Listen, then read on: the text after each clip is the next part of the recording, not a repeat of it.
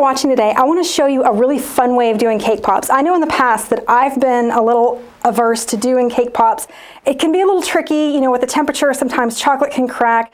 If your chocolate's not thinned exactly just right, then it can be a little bit thick or gloppy on top of the cake pop. There's a fun way to do it that's a lot lighter. It's a lot easier to do. You really don't need to worry about the cracking. So let's get started. I have some cake crumbs that are left over. You can either use like where you level your cake and have tops cut off. I made some pinafores earlier, and this is like the cutout. So this is what I'm going to use. So this is just, you know, odd. There's nothing particular about this. It's just cake crumbs. For about every cup, I have about 2 cups here, and for about every cup, I'm going to add a tablespoon of buttercream icing. I'm using a Swiss meringue here just because I love the flavor of it. So I'm going to put about 2 tablespoons of icing in there. You don't want to add too much because you don't want it too soft. If it's too soft, it's going to fall right off the stick. A little bit of coconut flavoring to go into the icing that I'm putting in there just to kind of enhance this coconut flavor that's already in the cake. So I'm just going to mix this up. And it's going to start to turn into a dough. And you can, if you're using a lot of this, the crumb mixture, you can certainly put this in your stand mixer with the paddle attachment as well. So you can see it's starting to form a nice dough. Okay, so here's what I want to do next. I'm going to take a little bit with my hand, and if you want to use a cookie scoop, that's fine. A tablespoon measure works well too, but you want to make sure that it's going to stick together like this, okay? So once I have my amount, I'm going to give a really good amount of pressure as I'm rolling it into a sphere. And one thing that I found in the past, like if I make these and I just set them, say, on my tabletop or a tray, that the bottom tends to get flat, and I really don't like that. I like to use these egg cartons, and let me warn you, don't just take these right out of your refrigerator and use them. You need to wash and sanitize them first so you don't get salmonella on your items.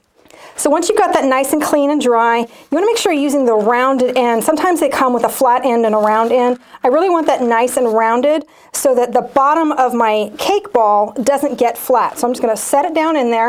And then once I fill these up, I'm going to let them chill about an hour. You can go ahead and insert your sticks. I have a little trick I like to do. A lot of people will stick this into white chocolate and then into the cake pop. But what I think that does is it kind of pushes the chocolate off of the end of your stick, and there's really nothing grabbing. So I like to actually puncture the cake ball first and then dip the end of my sucker stick into the white chocolate and then stick it in there. That way I know that something is in there to grab it. So you want to chill these a good hour, and then once they're firm and they're going to set up on their own, then we can go ahead and ice them.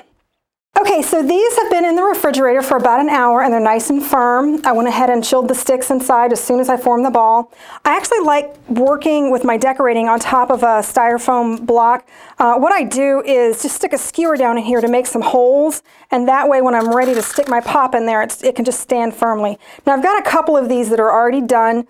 This tends to be the tricky part where people encounter several problems. If you're using white chocolate and you don't have your temperature just right, typically you would, after let it chill for an hour, you would take it out and let it come to room temperature for about 10 minutes. That way the outside of the cake pop isn't so cold that when it touches the chocolate cracks. That tends to be that trouble point that a lot of people have. Instead of using chocolate, I'm going to show you a really fun thing to do. I'm using this roll icing. It's a roll and pinafore icing, and I went ahead and warmed this up so it's a little bit thin, but it really dries nicely once it's on there, and it goes on there so smooth. So these came right out of the refrigerator. I'm just going to go ahead and dip these in here, and I like to just kind of pull it up around the top with a spoon, and then you can just shake the excess off. Try to get as much off now as you can so it's not dripping down your stick. You can always clean the stick a little bit at the end as well, but I figure if it's going to be dripping off, we might as well let it drip off now. Okay, so I'll go ahead and set this one in here, but you can see how well, look how shiny and smooth this is, and it's not tacky at all. It's completely dry to the touch. Way easier than waiting for your chocolate to be the right temperature, your cake pop to be the right temperature. And it's also really tasty too. Sometimes that chocolate can be thick and heavy. This is such a nice, delicate, thin coat. It's really nice. You can also color it, flavor it different flavors, and that works as well. Let me show you how to make a fun snowman out of this for the winter. Okay, so for the snowman, what I've done here is I've just done a few really tiny details. So some for the nose, some for earmuffs. We're going to put some earmuffs on the snowman, some eyes and for the mouth, that sort of thing. Everything's just modeled out of fondant. You can use modeling chocolate, that sort of thing. Candies if you like, if you see some at the store, that'll work for you. What I'm working on here is just out of black fondant. I'm just rolling kind of a thin strand, and this is going to be the top of his earmuffs. Okay, so I'm just going to put a little dot. You can use either the Petit-Four icing that's still warm, or you can use a little bit of the chocolate, is fine. So I'm just going to put that right over the top of his head, and then I'm going to grab a couple of these little red pieces of fondant that I modeled. Again, just a little dot of the white chocolate on there, and I'll turn it here so you can see right underneath the black strap, and then another one on the other side. Just a dot, not too much, but this will dry really quickly for you. Okay, nose is next because I want to kind of center the face. Again, these are just kind of easy to model. You can even let the kids do that part of the project if you like. All right, so nose right in the center. All right, make sure his nose stays nice and pointy. And then for the eyes, now these are kind of tiny, so just a tiny, tiny bit of this chocolate, all right?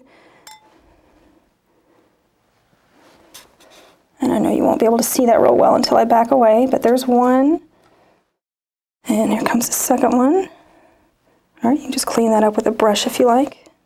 All right, and then you do the same thing for the mouth, just little dots around the bottom.